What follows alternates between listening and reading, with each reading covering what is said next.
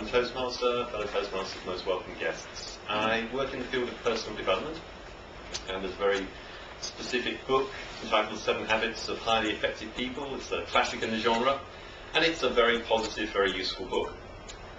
However, I think there's a kind of universal law that anything comes to be too positive, the sort of negative has to rise up and balance it out.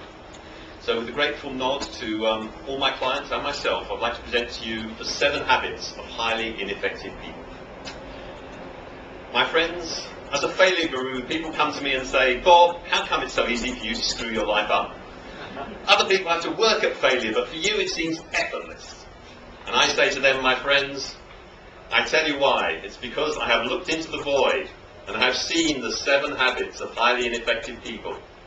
And now I'm going to reveal them to you. Habit number 1. Stay in bed. Never set the alarm. Never get up for anything. I have the opinion if any part of my body rises in the morning, that's enough for the day. If you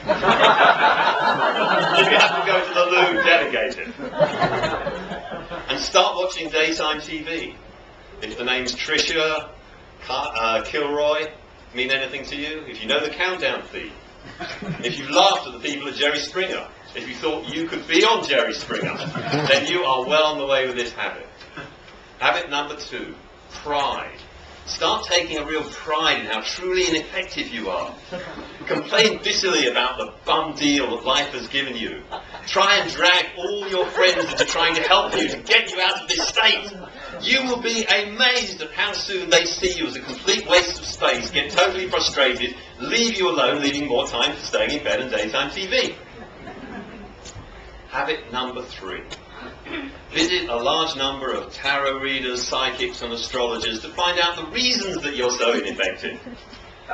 Well, when I was born, my mother was really an angel, and then my father got into astral travelling, so I was on my own for a lot of the time. And this year my moon is in Uranus, so it's obviously hopeless to do anything. Habit number 4. Develop some complex and difficult mental stroke physical symptoms that make it very difficult for you to do anything. And cause you to visit a large number of esoteric and very expensive healers.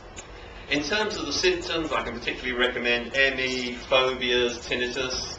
In terms of the type of healers, I can recommend colour therapy, polarity therapy, sound therapy, psychic healing, cranial psychic, shamanic, osteopaths, who knows? Whatever it is, as long as your flaky friend who has managed to get herself out of bed for 5 years swears by it, it's probably the right thing. And remember the golden rule: the further away the healer lives, the funnier their name, and the more they charge, the more likely they are to be effective. So Lazarus Redwing, who lives in the middle of Alaska and charges more per hour than Tony Blair, is almost certain to do the trick.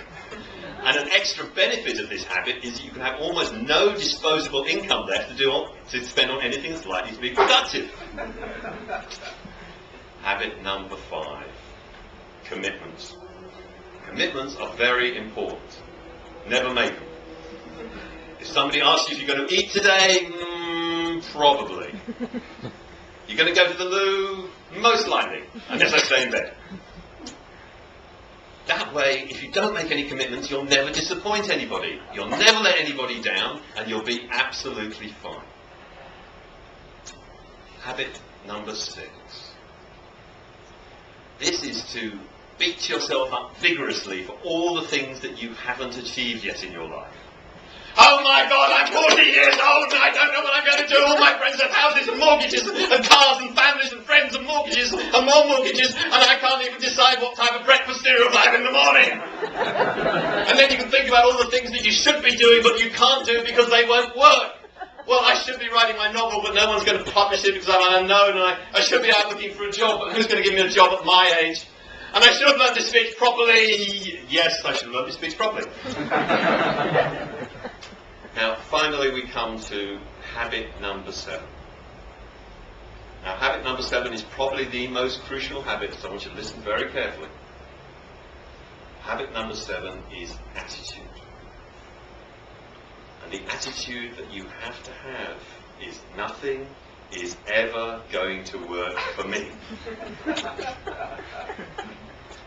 Because I have to tell you, as I look around this room, I know you've all got secrets. You've all had bad thoughts in your life, haven't you? And I have some news for you. Up in heaven, up there, God, Jesus, Buddha and Mohammed are looking down on you, and they are seeing the bad thoughts that you have. And they're rearranging fate to put obstacles and things in your way so that you never, ever, ever, ever, ever get what you want. I should point out that I'll be leading my seminar on positive love and self-esteem this weekend. It's only $2,000. I'll be delighted if you all can. Thank you.